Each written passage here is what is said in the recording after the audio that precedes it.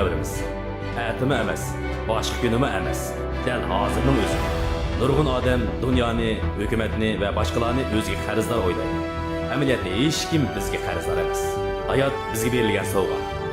Agar biz bu sovg'adan unumli foydalanmasak, o'zimizni emas, butkul insoniyatni ko'zga ilmagan bo'lamiz. Men quloq sedim. Jo'shqin tarbiyalar sizga ilhom bo'lsin.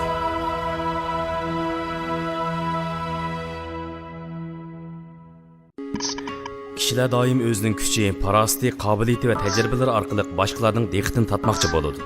Lekin bunday qilish ba'zida ma'lum o'ng'aysiz ahvollarni keltirib chiqarib, odamda nihoyat osonla o'zini kamsitish tuyg'usi paydo qiladi. Bo'libmi, bu ish izzat hurmatimizga berib taqiladigan, ham atrofimizdagi tahdid olib kelish ehtimoli bo'lgan har qanday bir ishdan tashvishlangan chig'imizda shunday bo'ladi.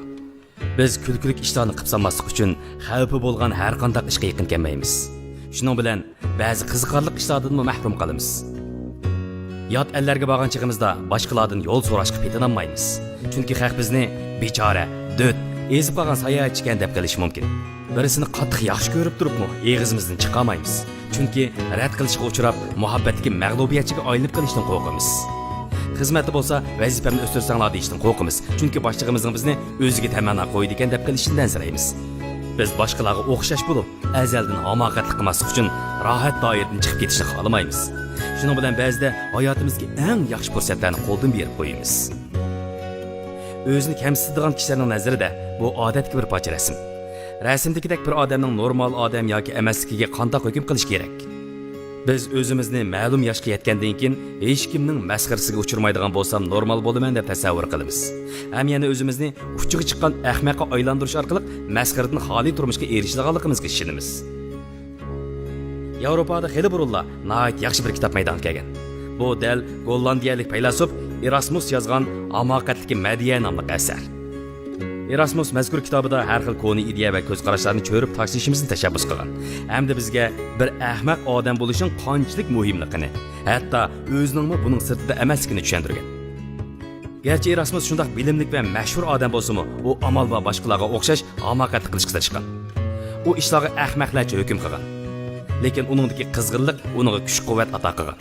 Uningdimi boshqalarda bor bo'lgan qo'rqinish bo'lgan. Masalan, mayli qayerda bo'lsin, u birasi bilan amdil tanishganda erkin bo'lolmagan. Kishilar bilan birga o'ltirib g'azalanganda narsalarni o'rvatgan. Uningdek biraylarning hamoqatli qilganligi, hamoqatli qilib soladigan boshqa kishilar uchun bir tasalli bo'lgan. Ham ular shirkatlardan qo'g'lab chiqarilmagan. Ba'zi bir g'alit qiliqlarni g'alit ovozlarni chiqargan bo'lsa-mu, o'zini ahmoq his qilmagan. Ham o'zini Yevropa adabiyot san'atini qayta gullantirish davridagi eng buyuk o'limaga o'xshagandek his qilgan. Dağınlıq rəssam Peter Brueggel'in əsərlərində məşhur oxşaş məzmunlar var. Onun vəkillik əsəri Gollandiyaçı təmsildə insanların normal halətini təsvirləb bəgən. O barlıq kişilərini hamoqat deb qaraydı. Bu bolsa daryoga tangi tashlayotgan odam. Mavi askar bolsa ishtinini o'tqa qaqlayotdi. Bu yerda biraylan beshi bilan tamg'a o'smoqda. Mavi odam bolsa to'rukni g'ajilmoqda. Eng muhimi shuki, bu rasmdagi ko'rinishlar maqsadga o'rinlashtirilgan bo'lmasdan, balki kishilarning odatdagi turmush holatining bir kartinasi. Bizmi shu rasmdagi kishilar bilan o'xshashlar ahmoq odamlar. Peter Brueggel va Erasmusning asarlarida o'ziga bo'lgan ishonchga erishishning usuli g'ururlik bo'lish bo'lmasdan, balki hamoqatlikning inson tabiati ekanligi va insonlarning aslida hamoqat ekanligini to'nib yetishdir deb ko'rsatilgan. Biz burun hamoqat edik, hozirmi hamoqat, kelgusidimi ham shundoq, lekin hech qisi yo'q. İnsan bo'lish sifatimiz bilan bizga bundan boshqa tanlash yo'q. Hamoqatlikdan iborat tabiatimizni to'nib yetganimizda, texmi ko'p bema'ni ishlarni qilsaqmi, hech qisi yo'q. Yaxshi ko'rgan odamimizga kulkilik tuyulishimiz mumkin. Yaqi yurtda yo'l so'ragan chig'imizdami, kishilar bizga mansitmaslik nazarda javob berishi mumkin. Lekin ular mushunda qilgan taqdirdami, lekin endi bizga notonish emas. Chunki ularmi bizga o'xshashlar hamoqat odamlar. Biz qalbimizda ularningmi bizga o'xshash, ham dunyodagi barliq kishilarga o'xshashlar hamoqat insonlar ekanligini jazmlashtira olamiz.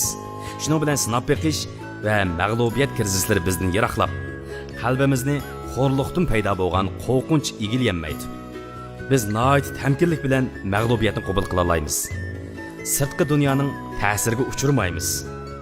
Shuning bilan biz muhabbatimizni qo'g'lisha oladigan, boshqalar bilan do'stlasha oladigan bo'lamiz.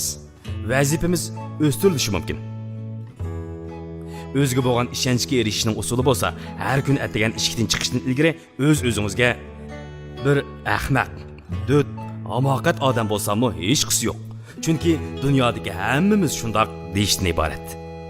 O'zingizni kechirib o'ting. Men dunyoda orzusi yo'q odam borligiga ishonmayman. Muvaffaqiyat to'g'ri nishon va orzuga ega tirishchan kishilarga mansub. Ikkilanmang, bal qo'yib o'tmang. Har qanday ishga cho'qim bir amal bor.